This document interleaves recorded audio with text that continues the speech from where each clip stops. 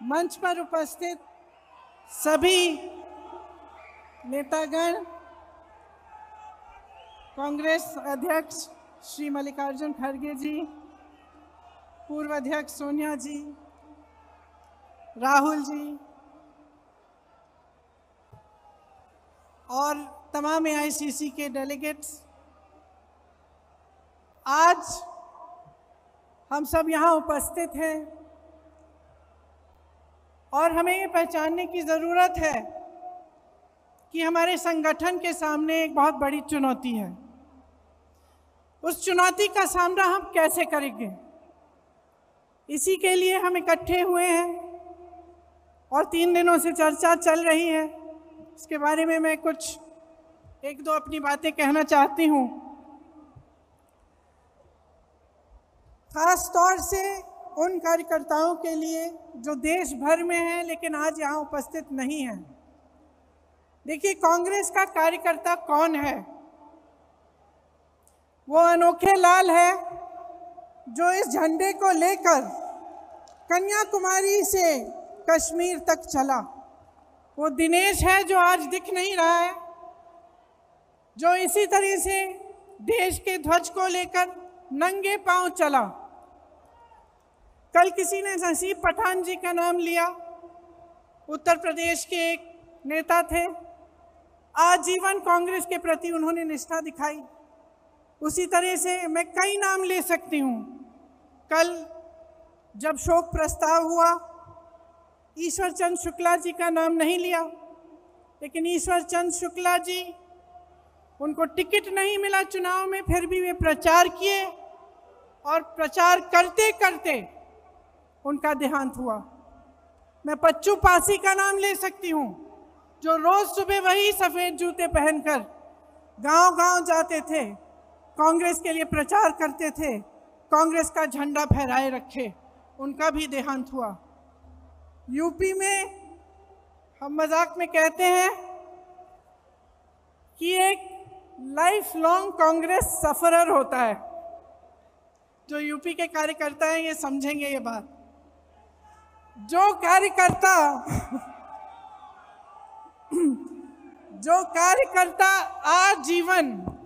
आजीवन अपने वजूद के लिए संघर्ष करता है, वो मैं आज थोड़ा उसके पक्ष में बोलना चाहती हूँ।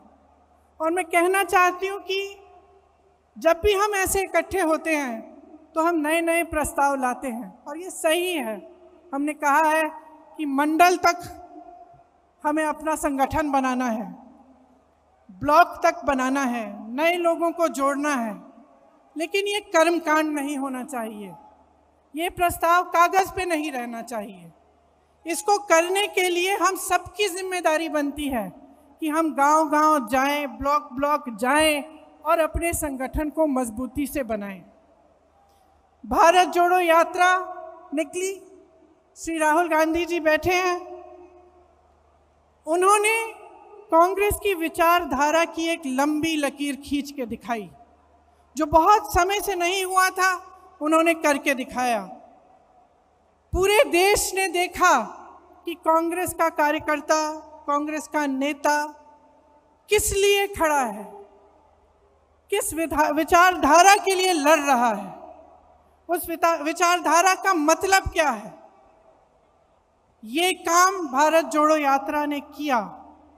देश भर से लोग आए, कन्याकुमारी में आए, केरल में आए, मध्य प्रदेश में आए, हर जगह जहाँ जहाँ यात्रा गई वहाँ आए।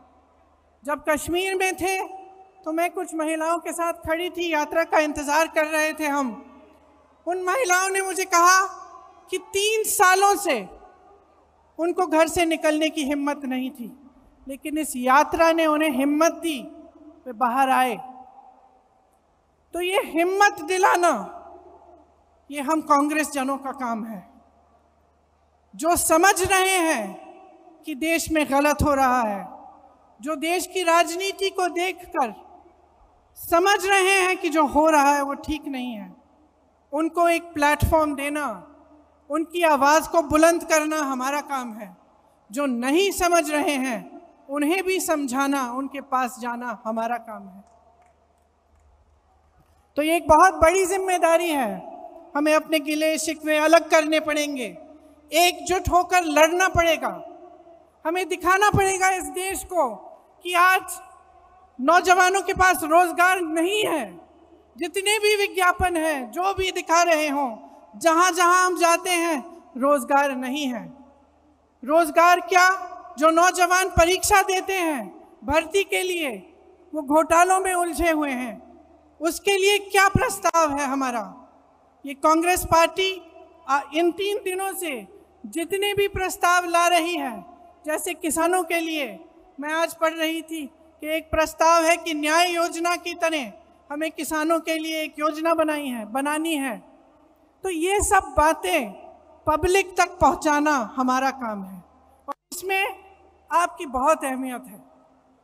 तो एक साथ हमें काम करना पड़ेगा, चाहे महिलाओं के लिए, उनके विकास के लिए, चाहे ये समझाना कि जबकि देश का किसान आज कर्ज में डूब रहा है, मुश्किलों से घिरा हुआ है, लेकिन जमीन प्रधानमंत्री जी अपने दोस्तों को मुफ्त में दिलवा रहे हैं।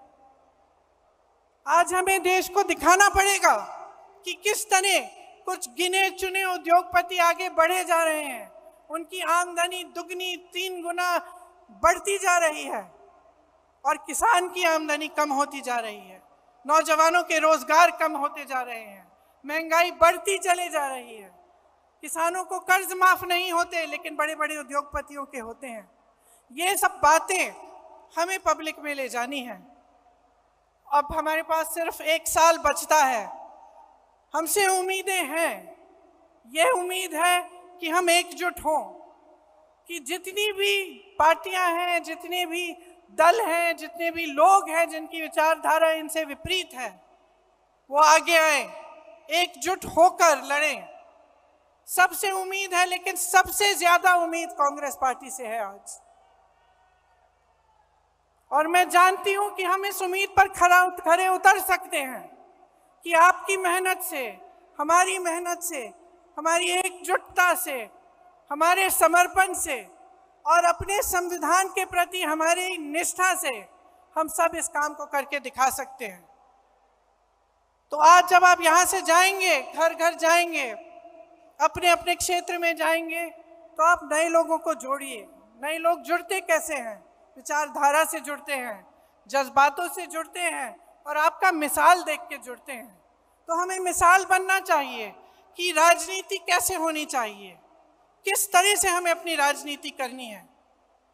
जब जब चुनाव आता है तो ऐसे मुद्दे उठते हैं जिससे जनता का कोई मतलब नहीं है। क्यों कह रही हूं कि मतलब नहीं है?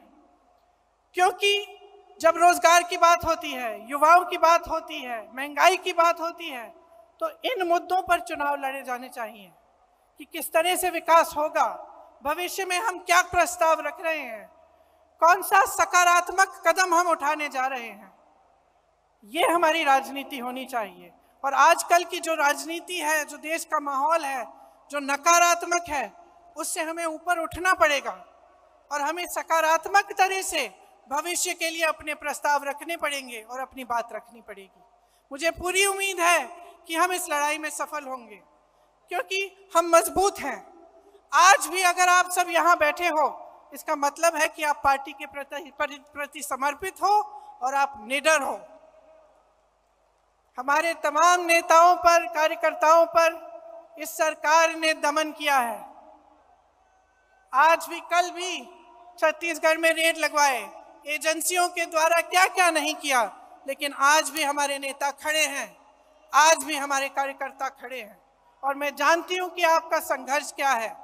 अगर हमें पूछताछ के लिए 2 दिन के लिए बुलाया जाता है तो आपको जेल में महीनों के लिए रखा जाता है। अगर हमें पुलिस घसीट के ले जाती है तो आप लाठियां खाते हैं। तो हम जानते हैं कि आप में कितनी हिम्मत है। अब देश को भी ये हिम्मत दिखानी है, देश के संविधान के लिए, लोकतंत्र के लिए और एक मजबूत भविष्य के लिए हमें सबको इकट्ठे लड़ना है। आप सबको बहुत बहुत धन्यवाद। जय हिंद, जय कांग्रेस।